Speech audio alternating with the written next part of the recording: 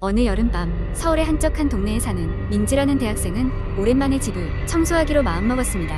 그녀는 자취방에서 몇 년째 살고 있었지만 바쁜 학교 생활로 인해 구석구석 손대지 못한 곳이 많았습니다. 그날따라 유난히 바람이 없고 습도 높은 날씨라 집안 공기가 무거웠지만 민지는 기분 전환도 할 겸 청소를 시작했습니다.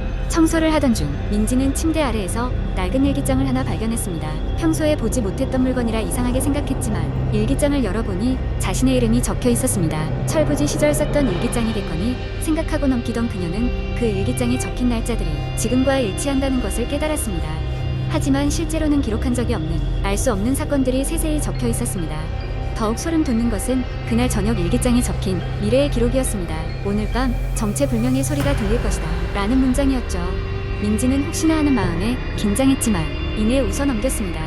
이건 그냥 누군가의 장난이거나 내가 잊어버린 꿈에서의 기록일지도 몰라라고 자위하며 밤이 되었습니다. 밤 12시가 다 되어갈 무렵 방 안에 깊은 정적이 감돌았습니다. 그런데 갑자기 어디선가 톡톡 하는 소리가 들리기 시작했습니다. 처음에는 신경 쓰지 않으려 했지만 점점 소리는 크게 들렸고 마치 벽 너머에서 들리는 듯 했습니다. 민지는 겁에 질려 다급히 방 불을 켰습니다. 하지만 아무것도 보이지 않았고 소리는 멈췄습니다.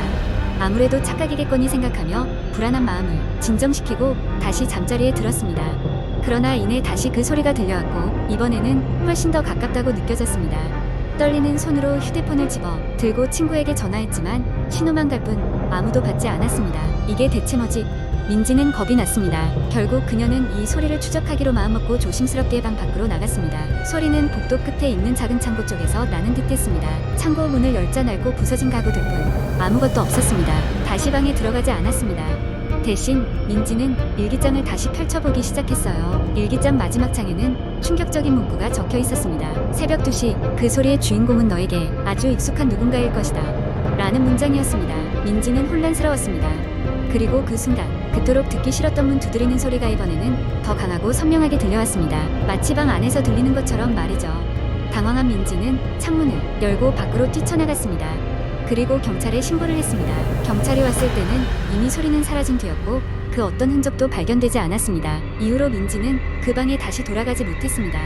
며칠 후 친구들과 만나 이 이야기를 나누던 중 한 친구가 그런 말을 했습니다. 옛날에 그 집에 살던 여자 얘기 알아? 그녀가 사라진 이후로 그 방은 계속 비어 있었대. 그제야 민지는 일기장에 적힌 그 이름 없는 과거의 주인공이 자신이 아니라는 것을 깨달았습니다. 그리고 그 소리는 아마도 방을 비운 후 사라졌던 그 여자의 목소리였는지도 모릅니다. 민지는 그 후로 다시는 그 방에 들어가지 않았고 다른 곳으로 이사했습니다. 여름이 지나고 가을이 되었지만 때때로 그 밤의 소리는 악몽처럼 민지의 꿈에 다시 찾아오곤 했습니다. 공포는 그렇게 끝나지 않은 악몽처럼 남아 그녀를 따라다녔습니다. 두 번째 이야기여는 한적한 시골 마을에 혜진이라는 소녀가 살고 있었다. 혜진은 고등학생으로 공부에 지치고 도시 생활의 염증을 느껴 할머니가 계신 시골로 전학을 온 지 얼마 되지 않았다. 마을은 평화롭고 조용했지만 할머니의 집 근처에는 오래된 폐가가 하나 있었다. 마을 주민들은 집이 저주받았다며 결코 그 근처에 가지 않았다. 하지만 궁금증 많은 혜진은 할머니의 주의를 무시하고 그곳에 가보기로 결심한다. 어느 날 학교가 끝난 후 혜진은 친구 지수와 함께 폐가를 향했다. 폐가는 시간이 멈춘 듯 흐느적거렸고 낡고 어두운 외관은 마치 거대한 짐승이 입을 벌리고 있는 것처럼 보였다.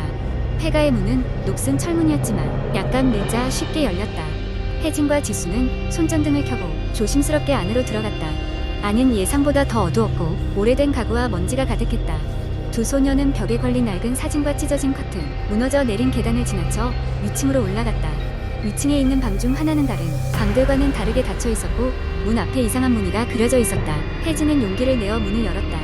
방 안은 소름 끼치도록 차가웠고 오래된 미닫이 창문을 통해 들어온 달빛이 방 안을 어렴풋이 비쳤다. 방의 중앙에는 작은 제단 같은 것이 있었고 그 위에는 여인의 인형이 놓여 있었다. 인형은 혜진을 보는 듯한 눈빛을 하고 있었고 그 모습은 마치 실제 사람 같은 느낌을 주었다. 지수는 별로 신경 쓰지 않고 방을 구경했지만 혜진은 잊을 수 없는 섬뜩한 느낌을 받았다. 갑자기 어딘가에서 돌아가는 소리가 들렸다. 두 소녀는 긴장하며 주위를 둘러보았다. 그러나 별다른 것은 보이지 않았다. 지수는 자신의 상상이라며 웃어넘겼지만 혜진은 그때부터 섬뜩한 기분을 떨칠 수가 없었다. 그날 밤 집으로 돌아온 혜진은 잠을 이루지 못했다. 폐가에서의 기묘한 느낌은 계속 그녀를 괴롭혔고 눈을 감을 때마다 인형과 눈이 마주치는 것 같은 착각에 빠졌다.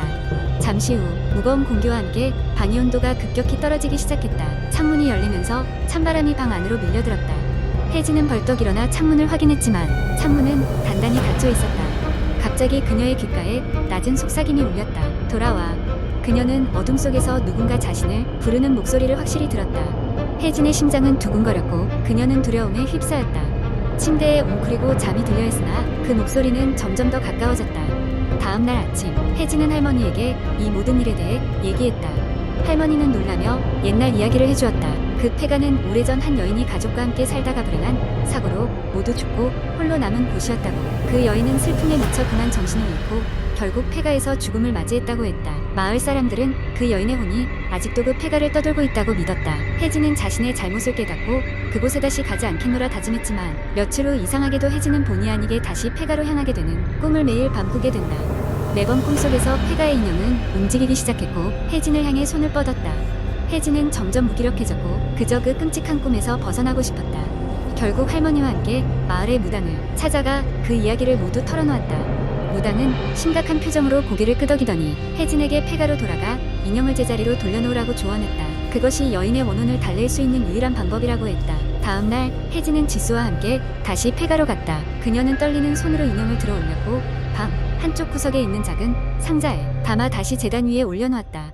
순간 방 안에 공기가 바뀌는 것을 느낄 수 있었다. 마치 긴장을 풀고 한숨을 내쉬는 것처럼 어딘가에서 이상한 소리가 들렸다. 그 순간 혜진의 마음은 한결 가벼워졌다.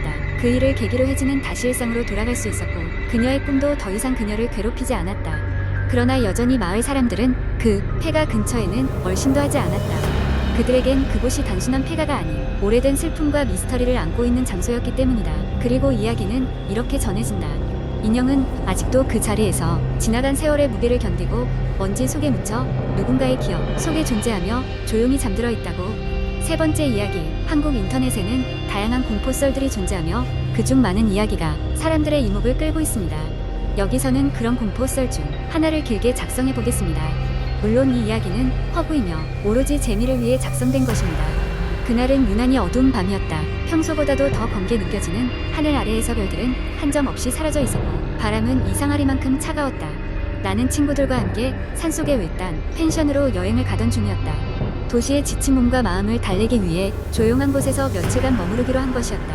펜션에 도착했을 때 우리는 생각보다 훨씬 더 넓고 으스스한 분위기에 놀랐다. 오래된 나무로 지어진 이곳은 군데군데 페인트가 벗겨져 있었고 창문 너머로 보이는 숲은 무언가 신비로운 기운을 풍기고 있었다. 그러나 우리가 이미 도착한 시간은 늦은 밤이었고 다른 곳으로 이동하기엔 너무 지친 상태였다. 게다가 모처럼의 휴가를 망치고 싶지 않았던 우리는 대충 짐을 풀고 그곳에서 쉬기로 결정했다.